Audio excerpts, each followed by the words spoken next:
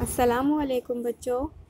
तो बच्चों, हमने अपनी पिछली दर्जा में सबक नंबर 4 दुख सुख पढ़ा था और मैंने आपको इस सबक के अल्फाज मानी अपनी कॉपी में मुकम्मल करने के लिए दिए थे। उम्मीद है बच्चों आपने ये काम अपनी कॉपी में मुकम्मल कर लिया होगा।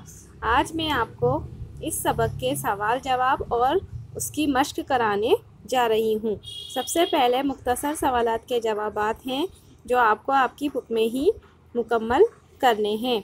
सबसे पहला सवाल है, इंसान को दुनिया के दुख सुख से क्यों घबराना नहीं चाहिए? जिसका जवाब है क्योंकि ये दुख सुख रहने वाला नहीं है। सवाल नंबर 2, यहाँ की खुशियाँ क्यों मुख्तसर हैं? क्योंकि वो जल्द ख़त्म होने वाली हैं। सवाल नंबर 3, शायर ने दुनिया की निस्बत किस चीज़ से दी है? जिसका जवाब है रेत से बनी हुई दीवार से। सवाल नंबर 4, दुनिया में आज पाना कल खोना, आज हंसना कल रोना क्या मानी रखता है? जिसका जवाब है कभी गम और कभी खुशी।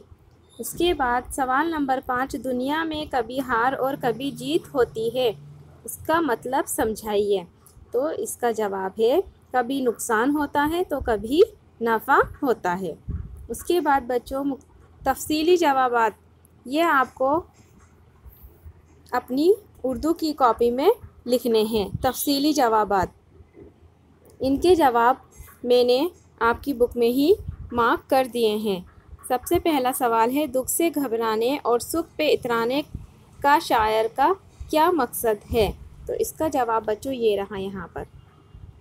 दुनिया में अगर इंसान को दुख मिले तो घबराना नहीं चाहिए क्योंकि ये दुख रहने वाला नहीं है, और अगर दुनिया में आराम या दौलत मिले तो गुरूर नहीं करना चाहिए क्योंकि ये भी रहने वाली चीज़ नहीं है। उसके बाद सवाल नंबर 2, दुनिया के बहलावे और पछतावे मुख्तसर क्यों हैं? तो इसका जवाब है ये रहा। दुनिया की खुशी 2 दिन की है, यानी जल्द ख़त्म होने वाली है, और जो जो इंसान अपनी उम्र में आगे बढ़ता जाएगा तो अपनी ज़िंदगी की नाकामी पर पछताएगा। उसके बाद आपका सवाल नंबर 3 है, ये रहा सबसे ऊपर, दुनिया को रेत की दीवार के साथ क्यों मुशाबहत दी गई है? तो इसका जवाब है, दुनिया ऐसी बेबुनियाद और नापायदार जगह है जैसे रेत से बनी हुई दीवार, जो बनाते बनाते ही बिगड़ती और गिरती जाती है। ये है आपका सवाल नंबर 3 का जवाब। उसके बाद आपका सवाल नंबर 4 है, आज है पाना कल है खोना से क्या मुराद है? जिसका जवाब है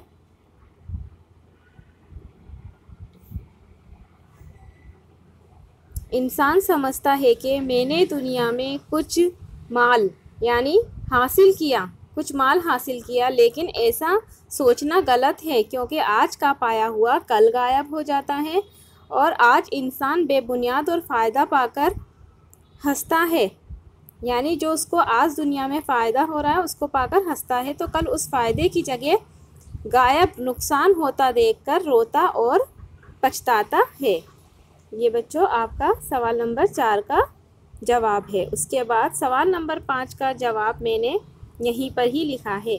ये तफसीली जवाबात हैं, आपको अपनी कॉपी में मुकम्मल करने हैं। आखिरी 3 शेरों में किस चीज़ की चाहत जाहिर की गई है? तो मैं आपको पढ़कर बता दूं।